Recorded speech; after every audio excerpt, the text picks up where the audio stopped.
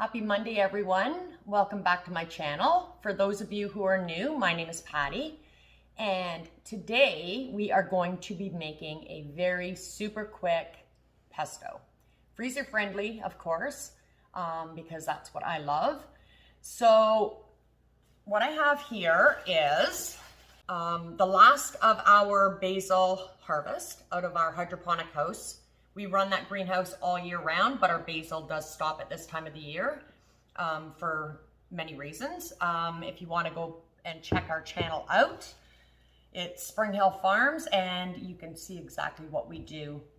At the end of this video, actually, I'm going to put a little slideshow together for you and just give you an idea of what we grow and how we grow year round here. Let's jump right into this recipe. All right, so what you'll need for this recipe, it's very, very simple, is 4 cups of basil leaves, 4 cloves of garlic. This is our garlic as well. 1 teaspoon of each salt and pepper, 1 cup of extra virgin olive oil, 1 cup of shredded Parmesan cheese. I just use the shaker type because it's simple. And 1/3 cup of, they call for pine nuts usually, but you can use walnuts to substitute. If you don't want nuts at all, it's not a big deal. It really doesn't change the flavor that much. So that's optional. So what we're going to do, I'm going to take my blender. You can use a food processor. I do use a food processor the majority of the time, but my food processor is not working the best right now. So what we're going to do is put in my garlic, put the lid on, and I'm just going to pulse this a little bit. I'm not going to pulse that. I'm going to grind that for some reason. And then we're going to add our walnuts and a couple scoops of basil, and keep up a spatula handy because you're going to want to knock that down. I haven't put all my basil in there yet. And blender, you'll notice it won't, it doesn't do the same as a food processor, but that's all right. Because once we add a little bit of liquid, I'm going to add just a little tiny bit of my olive oil. There.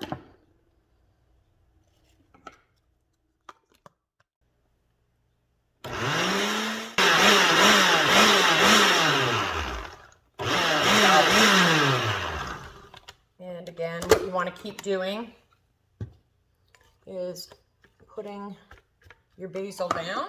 I'm going to add some more basil. My Parmesan cheese, I'm going to add all of that. And more basil. And I'm going to pour in the rest of my olive oil, as well as my teaspoon of each salt and pepper.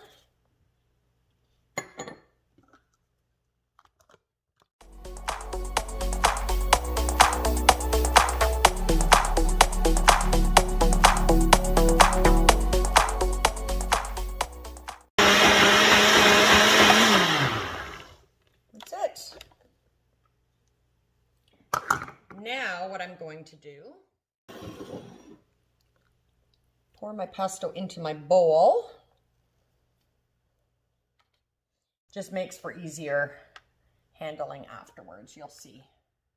Okay, so what we do now, we have our beautiful pesto.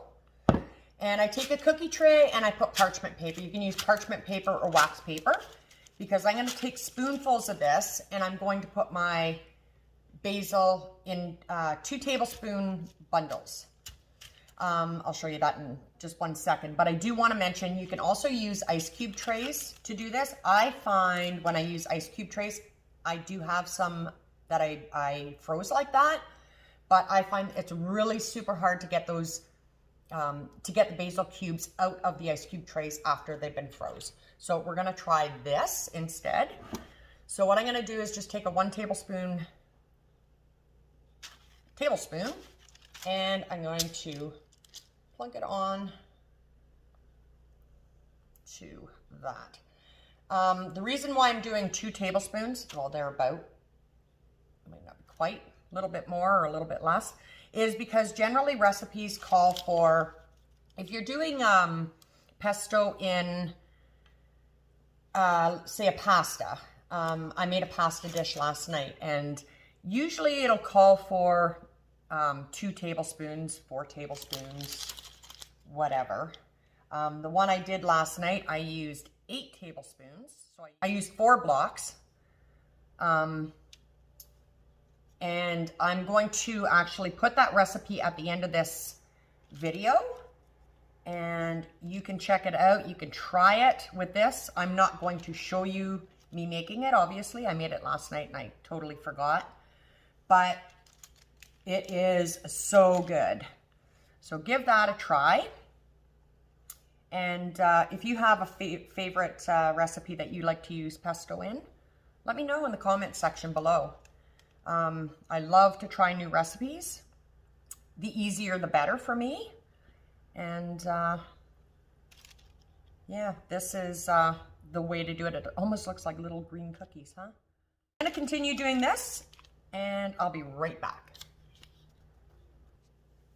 All right, there we go.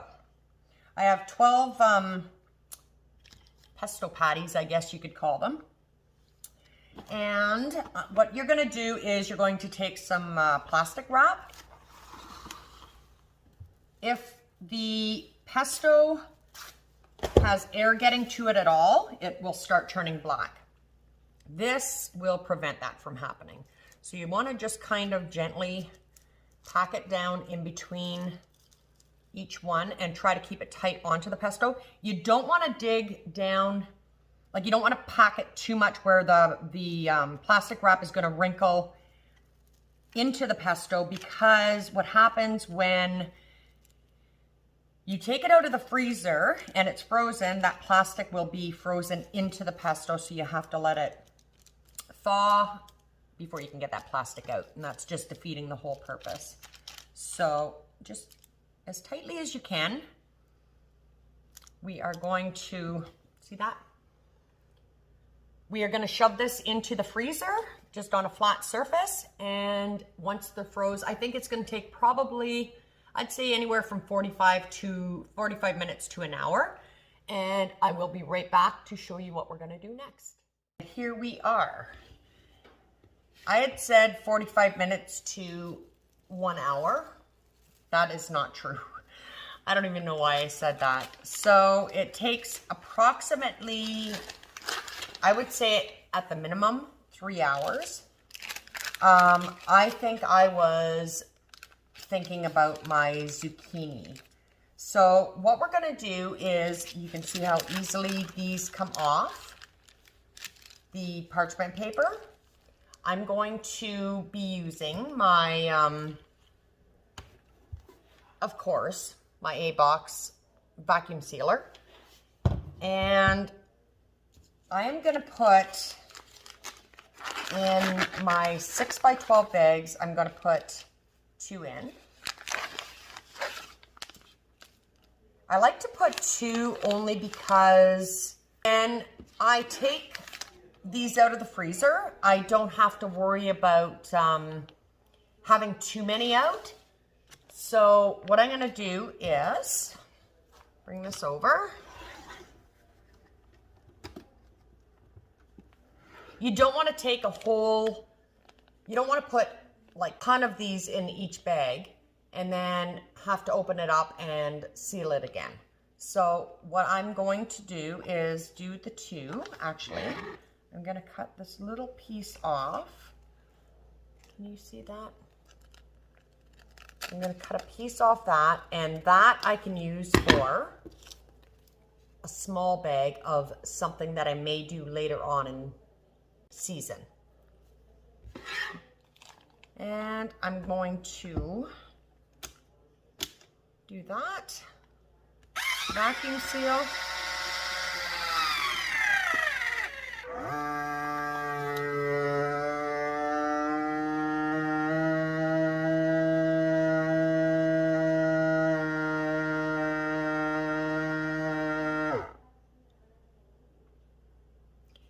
And I will put the link to this vacuum sealer. I got this from Amazon. I'll put that link in the description below too, if you are interested. Honestly, people, this is a lifesaver for me. I absolutely love it. And I'm gonna show you the ones that I did in the ice cube trays, which, like I said earlier, it's not my favorite way of doing it, but it did work. So there we go. We have the two, I'm gonna call them pesto patties in there. Each one is 2 tablespoons, and I'm gonna show you what the ones in the ice cube trays look like. Here are the ones that I did in the ice cube trays, which are fantastic. It did work. I'm gonna continue on and I will be right back. And there we go. I will, obviously these were not froze enough. So what I would do is, for some reason these took a little bit longer, I'm not sure why, than the ice cube trays, but I would leave these overnight because, as you can see, there's a little bit of moisture around, and I would leave these overnight and then do them in the morning, but it's all good. So there are 4 tablespoons in each, and I'm just going to mark these up, and I'm going to continue doing that and put them in the freezer. That's it. So the proper freeze time I will correct in the video, and I'll also put that in the recipe below. But you can eat pesto with anything. You can take out one of those frozen packs and thaw it and have it with cheese and cream cheese, crackers, and a little bit of pesto on top. There are so many things you can do with these guys. Like, Google it and get so many recipes. Super easy. So I'm going to show you in a picture right after this video of what I made last night, and it was a very easy recipe, and it was so delicious. My husband Wayne does not normally like basil, and he had 2 helpings of that meal last night. You can serve it with bread, you can serve it with salad, you can serve it, use your imagination.